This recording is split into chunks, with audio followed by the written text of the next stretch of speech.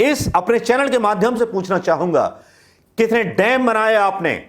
Hydro power कितने बनाए नीतीश जी? जब मध्य प्रदेश में हाइड्रो पावर प्रोजेक्ट बन सकते हैं प्लेन जमीन पर, तो बिहार में क्यों नहीं बने गए थे? लेकिन आज शिक्षा बिहार में जीरो। बिहार के लोग पढ़ने जाते हैं कहां?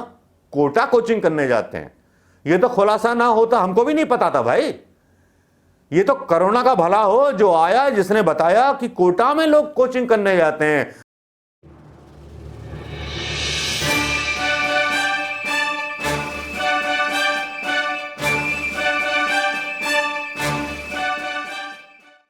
दोस्तों नमस्कार, मैं मनोज कुमार शर्मा एक बार फिर आपके बीच में आजाद हिंद आवाज के लिए लेके आया हूं वो एक आकलन, जो आकलन बिहार चुनाव से जुड़ा हुआ है। इस आकलन को शायद पहले आ जाना चाहिए था। इस तरह के वीडियोस मुझे पहले बना लेने चाहिए थे, लेकिन नहीं हो पाया क्योंकि मैं खुद भी डिस्टर्ब रहा हूं काफी दिनों से।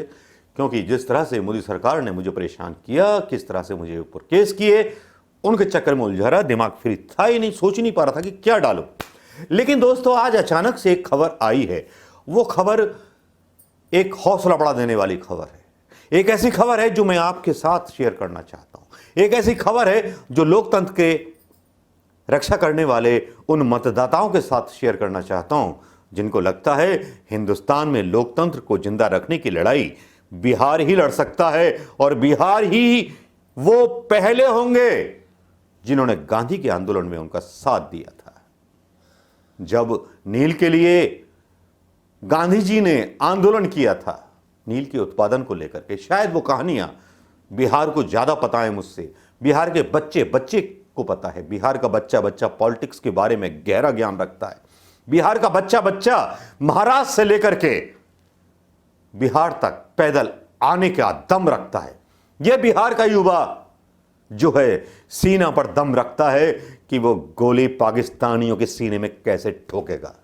लेकिन दोस्तों यहां एक बड़ी हैरानी भरी बात समझ में आ रही है। एक रैली तेजस्वी यादव की और एक पिक्चर जेपी नड्डा की बिहार रैली की, समझ में नहीं आता कि हो क्या रहा है। भारतीय जनता पार्टी का तो सुपड़ा साफ होने वाला है। बिहार के तेजस्वी की रैली के जो अंश हैं वो मैं यहां डाल रहा हूं। दोस्तों देखना मत भूलिएगा, तेजस्वी यादव के सौजन्य से प्राप्त हुआ। और इस रैली को अगर आप देख लेंगे और शायद गोदी मीडिया भी देख ले, सीना खोल कर देख ले, उसको लग जाएगा पता कि वो कितने पानी में है। और बिहार की जनता पानी में तैरना जानती है। बिहार की जनता पानी में तैर करके सत्ता की वो चाबी अब किसी और के हाथ में देने वाली है। उसको देने वाली है जो वादा करता है रोजगारों का। एक आवाज अपने आप में क्रांति बन जाती है तेजस्वी यादव की बिहार के अंदर जो उठी है। कभी जमाने में लालू यादव की आवाज उठी थी इमरजेंसी के जमाने में, आज की इमरजेंसी के जमाने में आवाज उठी है तेजस्वी यादव की, जिन्होंने अपने आप की रैली से प्रूव कर दिया। इस रैली के अंश देख लीजिएगा दोस्तों। भारतीय जनता पार्टी के लोगों की पैंटें गीली हो जाएंगी, बनियानें गीली हो जाएंगी, पसीने आ जाएंगे, पसीने छोड़ भी रहे। इस रैली के अंश देख लीजिए।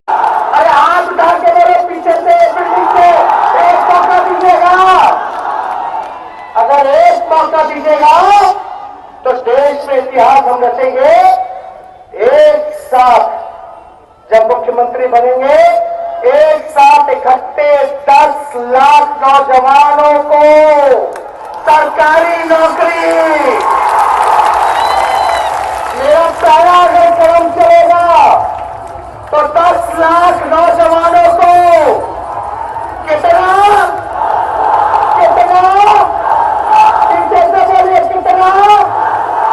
10 लाख सरकारी स्थायी नौकरी आप लोगों को हम एक दिन में पहला दस्तखत से, यानी 10 के ऊपर, उन बिहारी लोगों के ऊपर कुछ मूर्तियां बनी हैं जिनको देख करके वो जमाना याद आ जाएगा।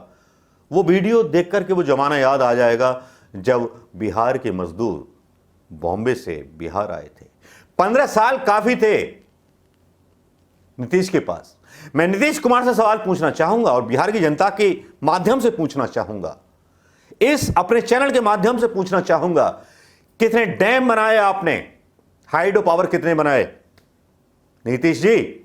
जब मध्य प्रदेश में हाइड्रो पावर प्रोजेक्ट बन सकते हैं प्लेन जमीन पर, तो बिहार में क्यों नहीं बने?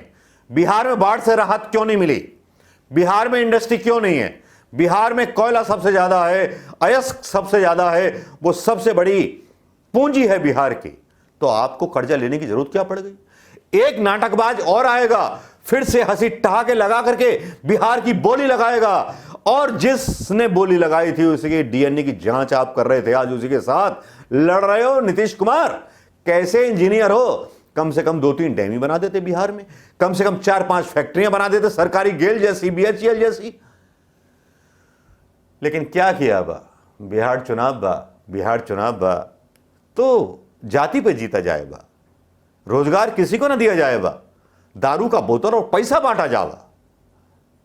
लेकिन लोगों को, बिहार के लोगों को उम्मीदें हैं तेजस्वी यादव से, और तेजस्वी यादव मुख्यमंत्री बनने के बाद अगर अपने वादे पर पूरे ना उतरे तो यकीन मानिए लालू यादव और यादव परिवार अपनी साख खो देगा और कांग्रेस को फिर से लाना पड़ेगा बिहार की जनता को।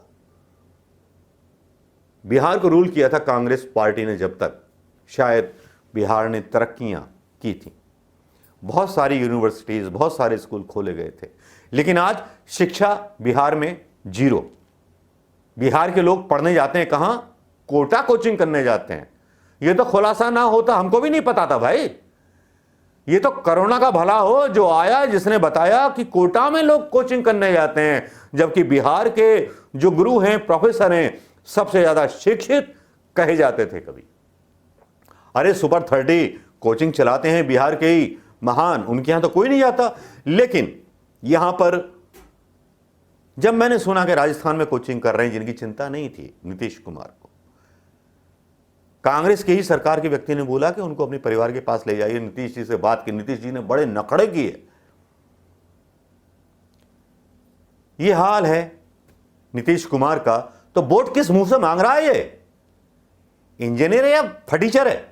वो सॉरी, फटीचर नहीं हो आप, अच्छे वाले कपड़े पहनते हो, फटीचर तो फटे वाले कपड़े पहनता है। नीतीश कुमार जी को बहुत सारे सवालों का जवाब उन युवाओं को देना पड़ेगा जिन युवाओं का भविष्य इन्होंने दांव पर लगा दिया। 15 सालों में कुछ नहीं कर पाए, सत्ता दी गई सुशासन के नाम पर, लेकिन सुशासन के नाम पर इन्होंने वो घपले भी दबा दिए, वो रेप कांड, बोलाश हैं लड़कियों की।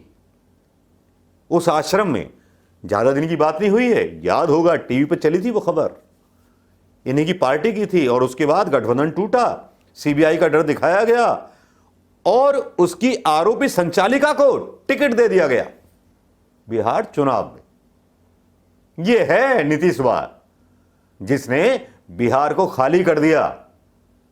जरा नीतीश की प्रॉपर्टी की जांच कीजिए, कहां कहां इनका पैसा लगा हुआ है। मोदी जी ने बहुत सारा ईडी आईडी डलवाया तेजस्वी यादव के पीछे, या नीतीश के ऊपर डलवाया क्या? हम पूछत बा बिहार से, बिहार के युवाओं से। मैं बिहार का नहीं हूं, उत्तर प्रदेश का हूं, और उत्तर प्रदेश और बिहार में ज्यादा अंतर नहीं समझता, क्योंकि बिहार के जो पकवान होते हैं मुझे लगता है बहुत टेस्टी होते हैं, लिट्टी चोखा, ये सब कुछ। लेकिन बिहार के युवाओं से मेरा बहुत संबंध है, बल्कि देश के युवाओं से संबंध है। मैं वो आवाज हूं जो लोकतंत्र की आवाज, जो सवाल पूछना जानती है। वो केवल सवाल जब पूछती है जब आप लोग कमेंट्स करते हो, मुझसे पूछते हो कि इस पर वीडियो बनाइए। तो दोस्तों, जिस तरह से तेजस्वी यादव की सभाओं में भीड़ जुट रही है, उससे लग रहा है कि भारतीय जनता पार्टी की हालत बहुत ज्यादा पतली है, नीतीश कुमार की हालत ज्यादा पतली है, और निबट जाएगी इस बार एनडीए की सरकार। अब किसी के पास नहीं है इसका जवाब सरकार। नमस्कार, जय हिंद दोस्तों।